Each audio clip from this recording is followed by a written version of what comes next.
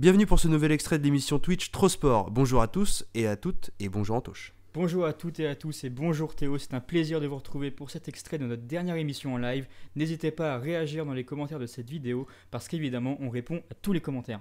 Eh bien, bonne vidéo.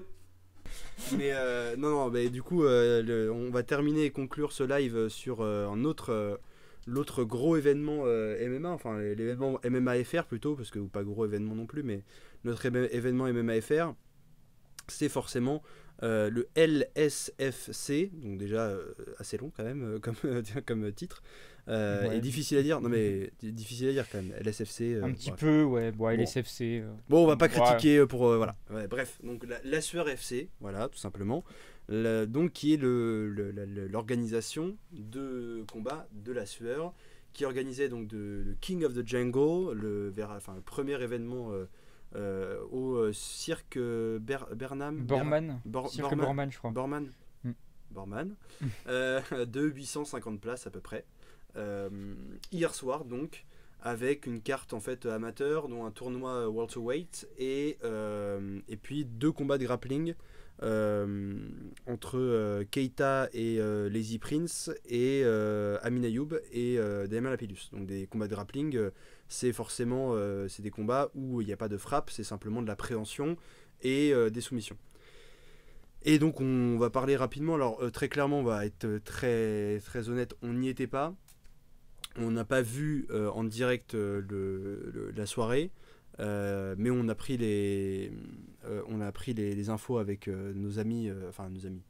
Oui, nos amis, nos confrères, amis, qu'on adore, en tout cas qu'on embrasse. Nous on les adore, on sait pas, ils nous avaient cité une fois dans une story, mais en tout cas voilà, nous on les adore et on suit notamment l'actu MMA à travers leur prisme parce qu'on aime bien leur van et puis on aime bien leurs infos. D'ailleurs, on a appris qu'ils y travaillaient avec le Bellator là officiellement, Bellator MMA, et on est vraiment hyper content pour eux parce qu'ils travaillent déjà avec le MMAGP, avec Hexagon MMA, avec AEF, etc. Et plein d'autres organisations qu'on vous invite à aller checker, des organisations françaises qui font un travail de dingue. Et moi, pour avoir été au MMAGP, au cirque d'hiver, ce qui était vraiment une super ambiance. Là, clairement, c'était pas la même chose. Et le vrai problème... On parle des maîtres fumiers évidemment, parce qu'on Oui. en parle depuis tout à l'heure, mais Oui, sans les ça. citer, mais Oui, évidemment c'est les maîtres fumiers, anciennement la transpi, effectivement. Oui, c'est vrai qui que- en plus traite C'est vrai qu'on a dit toujours on les sujets. adore, mais on n'a Oui, pas c'est ça. cité les maîtres fumiers. Voilà. Et puis qui traite toujours les sujets malgré ce qu'on peut entendre dire par-ci par-là, mais toujours avec beaucoup d'impartialité. Oui, bah, ils donnent des infos, quoi. Et voilà, exactement. Après, certains ça plaît pas, puisque certains sont dans la com, mais comme justement la sueur, etc. Justement, bah, tiens, parlons de ça. Les maîtres fumiers qui, du coup, soulignent à quelques jours de l'événement que l'événement n'est pas sold out. Et c'est vrai que c'est une petite salle, 850 places, un peu comme le cirque d'hiver que remplit facilement le MMAGP. Et à quelques jours d'un événement, ne pas avoir sold out toute une salle, bon, ça peut arriver, mais ne pas avoir sold out les places les moins chères, c'est-à-dire 24 euros, c'est quand même suspect, surtout qu'en plus la sueur, c'est pas nous on est personne, même bon, les maîtres fumiers c'est quand même une certaine référence, mais nous par exemple on est personne, si demain on lance une orga, qu'on soit sold out, si on a fait un peu de com, etc., c'est normal. Eux ils ont quand même 300 et quelques mille sur Insta, une centaine, Ouais, c'est le média plus de numéro 100 000, 1. voilà, ils ont plus de 100 000 MMA. abonnés et followers sur à peu près tous les réseaux sociaux, dont 300 000 sur YouTube, etc. Donc on se dit que remplir 850 places, on ne dit pas remplir un stade de France à 80 000 places, quoi.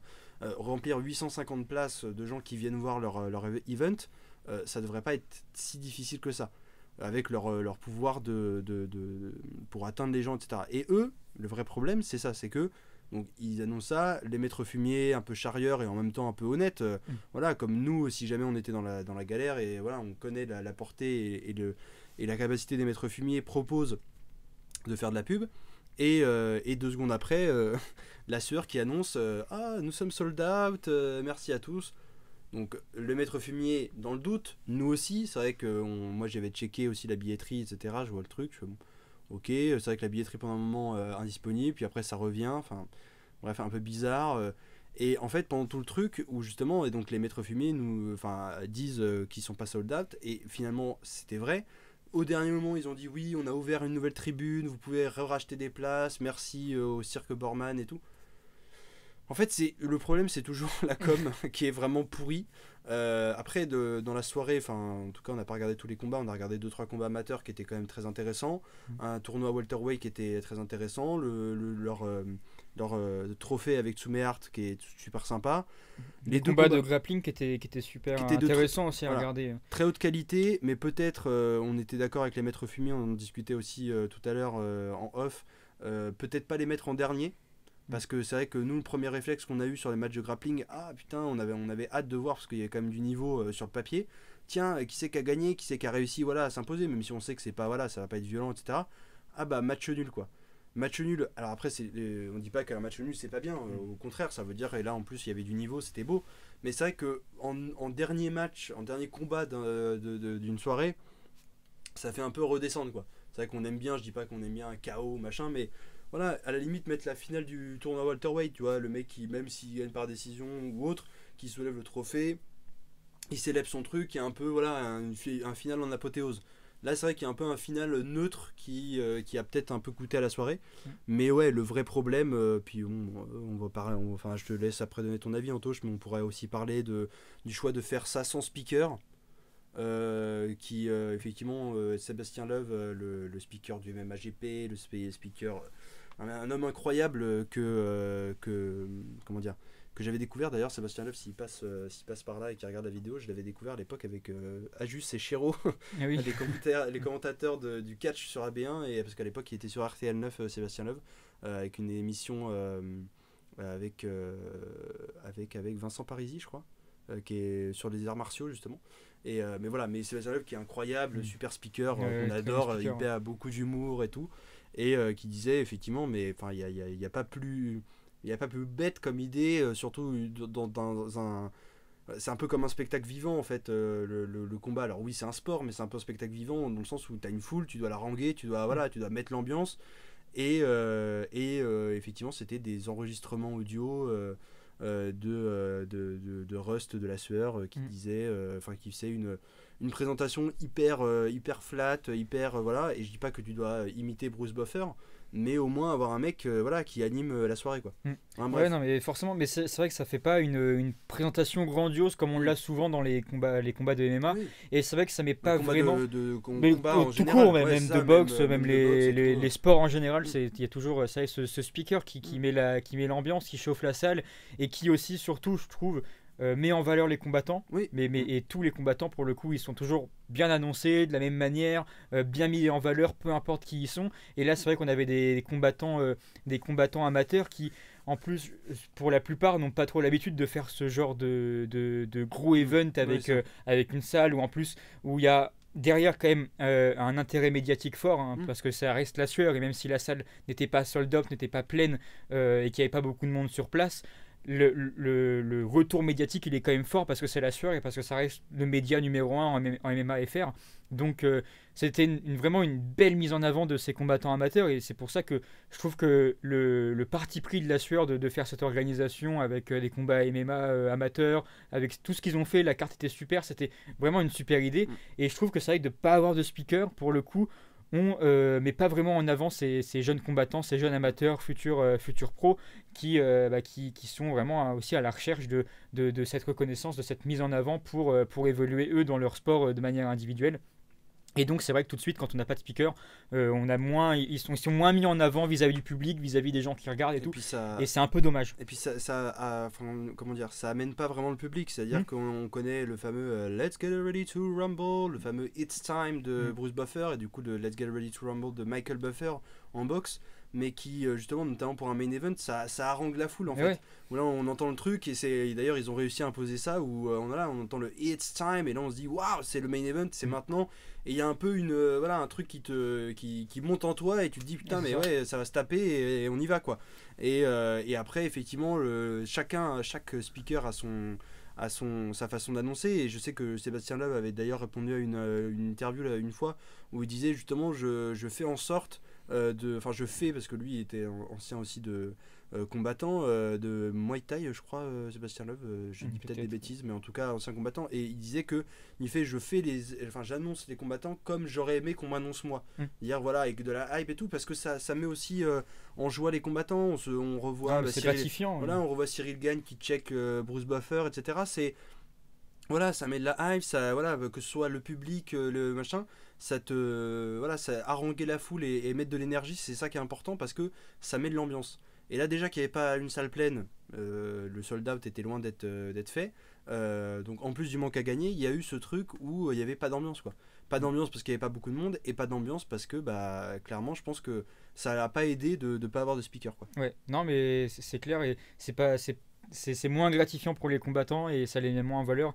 Et c'est dommage pour des amateurs qui vraiment ont, en plus du niveau, on n'a pas regardé tous les combats, mais on a vu quelques extraits, on a regardé les matchs de grappling et franchement ça a été une très belle carte. Une très belle carte, très prometteuse qui vraiment donnait envie d'aller à l'event. En plus, nous on était malheureusement occupés avec d'autres choses hier, mais sinon on y aurait très probablement allé parce que franchement, c'est avait l'air d'être un très bel event dans sa carte, dans vraiment ce que proposait la Sueur. C'est pour ça que c'est dommage d'avoir une aussi bonne base d'un concept qui est intéressant, de se dire on met en valeur le MMA FR, le MMA amateur, grâce au fait qu'on soit le premier média et qu'on ait une grosse communauté. Par-dessus ça, on met 2 super fights de grappling avec des noms qui sont connus. Le Lazy Prince, Damien Lapillus, Amin Ayoub, en plus rivalité à Arès et tout. Donc forcément derrière, on sait que les gens vont regarder, les gens vont aimer, il va y avoir un impact. Tout ça en plus, ouais exactement, pour se dire, on a cette carte amateur qui... Voilà, les fans lambda ne vont pas forcément être attirés par cette carte amateur parce qu'il n'y a pas de grand nom.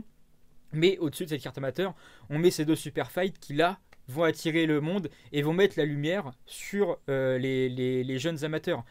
Et c'est super bien. T'as 800 places à remplir, donc t'as des chances d'attirer les mecs qui sont fans à fond et qui vont venir pour le MMA parce qu'ils adorent ça, et attirer le moyen public entre guillemets, enfin les novices qui vont se dire tiens, je vais venir voir ce que ça donne quoi. Et donc ouais, au final c'est un super concept et franchement bravo aux équipes de la Sueur d'avoir mis ça en place parce que c'est pour le coup je trouve que c'est très bien ce qu'ils font pour les MMA FR et pour les amateurs.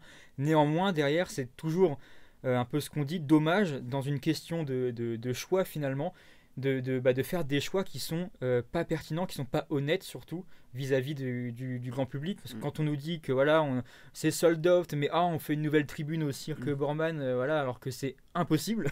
C'est encore une fois Hatch Academy qui a été interviewé par les maîtres fumiers, enfin en tout cas via DM, ils lui ont demandé et justement Hatch il a répondu très simplement impossible. Non, c'est impossible. C'est vraiment dommage de devoir finalement se foutre de la gueule des gens, des fans, pour essayer de remplir une salle et finalement pas y arriver. C'est vraiment dommage d'en arriver là parce que sinon, autrement, même si on oublie qu'il n'y avait pas de speaker et que l'événement était pas parfait, encore une fois, c'est un premier événement, on peut aussi être un peu indulgent avec eux, je pense. Tout ça c'est vraiment dommage de l'avoir parce que la base du truc elle est quand même très solide et moi franchement je souhaite qu'il y ait un Sueur FC 2, 3, 4, qu'il y en ait d'autres et qu'il soit mieux organisé, que ce soit plus honnête, qu'il fasse sold out aussi mais réglo quoi, réellement et sans passer par ces petits mensonges etc. Et qui continue cette envie de faire des cartes amateurs, de vouloir promouvoir les jeunes talents. Nous aussi, ça nous permet d'en découvrir et c'est toujours des bons moments à passer. Et puis peut-être aussi mettre le prix des places moins cher parce que c'est vrai que c'est... 24 € en tribune, ça va. Mais c'est vrai que plus cher, c'est quand même compliqué quoi. Ouais, c'est ça. Là, il y en avait des places VIP, VIP+, etc. Qui était à 130 € ou 200 €, ouais, etc. C'était cher. C'est cher pour une carte où il y a 2 super fights de grappling, mais qui reste une carte amateur. Et on salue Moubouz, bienvenue sur Trosport, bienvenue sur le chat. On parle de la Sueur FC 1 qui a eu lieu hier, on le débrief, voilà, tout ce qui a eu un peu polémique autour, et évidemment la belle carte qui était autour de cet événement aussi. N'hésite pas à réagir si tu as des choses à dire sur cet événement. Là on était un peu sur la fin aussi, la fin du live globalement, sur la fin de ce qu'on avait à dire sur la Sueur FC. Vous ne connaissez rien en sport de combat. Et bah écoute, c'est l'occasion. Là, c'est vrai que on t'invite après à regarder parce que comme on disait, on va finir le live là dans pas longtemps et là on parle principalement de l'organisation du coup de la sueur FC qui est du coup le nouvel événement organisé par la sueur qui est le gros média français de MMA, mais on t'invite à regarder la rediff du live juste après avec on parle du FC notamment du FC 286 etc où on débriefe vraiment plus en détail tout ça mais justement la sueur FC ça aurait été un super événement pour les gens qui sont novices qui connaissent pas etc mais je trouve qu'au niveau communication c'est quand même dommage d'être comment dire d'être un premier média et d'être aussi mauvais sur la com, d'être aussi mauvais sur l'organisation, etc. Mais voilà, c'est vrai que ça aurait pu être un bon prisme d'entrée pour certains, notamment à travers le MMA amateur, etc. Et ça coince un peu. Ça coince un peu. On espère que ça s'améliorera parce qu'avec Ares, etc. Ils peuvent faire des trucs sympas. Même si bon, voilà, on remarque de plus en plus que c'est quand même Ares, Fernand Lopez et toute la clique qui sont liées autour de Ares, de la sueur pardon. Mais ouais, la sueur FC qui était intéressant, qui est d'ailleurs dispo sur YouTube. Et puis ça, très bonne chose aussi en plus. Ouais, ça, franchement, c'est hyper bien de pouvoir justement donner l'accessibilité à tous à cette carte par YouTube. Je trouvais que le live en plus c'était pas dégueulasse, il y avait un commentateur que t'es pas un commentateur de fou mais qui avait au moins le mérite d'être là avec des angles de caméra différents qui changeaient souvent et tout. Je trouvais que c'était franchement pas mal pour le coup, pour un truc gratuit sur YouTube c'était vraiment pas mal et c'est bien de donner cette accessibilité aux gens. Donc, et puis Moubouz, pas de soucis si t'as pas le temps de tout regarder, on met aussi des extraits sur YouTube, donc n'hésite pas à aller voir sur notre chaîne YouTube les extraits du live qui sont découpés et donc qui sont plus digestes finalement que de regarder tout le live entier. Et au moins tu sais, voilà. Tu sais ce que tu regardes et au moins ça sera plus efficace. Mais ouais, en tout cas pour conclure, c'est vrai que la sueur FC hyper bonne démarche de vouloir mettre en avant des jeunes avec une carte amateur, avec aussi des combats qui donnent envie, qui sont spectaculaires pour le grappling. Ça a été des beaux combats qu'on n'a pas débriefés dans l'ensemble, mais qui franchement on vous invite à aller voir parce que le combat de Lazy Priest contre Keita il a été très beau à regarder. Celui de Lapillus contre Ayoub aussi, les combats amateurs aussi étaient cool. Donc franchement je vous invite à aller regarder le replay de la sueur FC sur YouTube. Et c'est globalement aussi Moubouz pour tous ceux qui connaissent pas trop les sports de combat et qui veulent découvrir le MMA. C'est aussi une bonne porte d'entrée de passer par ce genre de petit event qui met en avant des amateurs pour ensuite passer sur des organisations pro. Et en plus, c'est vrai que tu l'as dit au début, on en a beaucoup en France qui font du très bon travail et qui ont beaucoup de talent à mettre en avant. Et puis le MMAGP notamment, parce que parlons aussi des autres organisations, ne sont pas que la promo de la sueur. Le MMAGP, moi pour avoir été au MMAGP 7 avec le dernier combat de Jérôme Le Banner, il y avait aussi la soirée amateur le lendemain soir où justement tu avais un tournoi amateur, etc. Donc il y a pas mal de comment dire, de vraiment d'orgas qui sont hyper sérieuses, hyper investies, que ce soit dans l'amateur, le 100% fight qui fait que du amateur d'ailleurs aussi. Donc il y a plein de super orgas qui font des super trucs. Le MMAGP en plus super orga, enfin vraiment ils remplissaient le cirque d'hiver, pareil cirque d'hiver super sale. Donc franchement il y a plein de sports de combat et enfin en tout cas d'orgas à découvrir et qui font vraiment un super boulot. Et on vous invite aussi à aller découvrir du coup MMAGP, Hexagone MMA, l'AEF, le 100% Fight, même le Bellator tant qu'à faire, l'UFC forcément, mais ouais, d'aller découvrir ces orgas surtout françaises qui du coup passent pas loin de chez vous parce qu'il y a eu le MMAGP à Bordeaux, le MMAGP à Paris forcément, au Zénith, il y a des events un peu partout tout le temps qui sont vraiment hyper intéressants à aller voir et on vous invite à aller checker ça. Merci d'avoir regardé cette vidéo, on espère que vous avez apprécié le sujet et qu'il vous a fait réagir. Encore une fois, n'hésitez pas à vous abonner, à liker la vidéo et laisser un commentaire, on répond à tout le monde et ça nous fera très plaisir d'échanger avec vous. Encore mieux, vous pouvez passer avec nous pendant notre prochain live Twitch pour échanger en direct et vous retrouverez toutes les informations utiles sur nos réseaux sociaux qui s'affichent à l'écran et en description, notamment Instagram et Twitter. Merci à tous et à bientôt sur nos chaînes Twitch et YouTube. A très vite sur Trosport.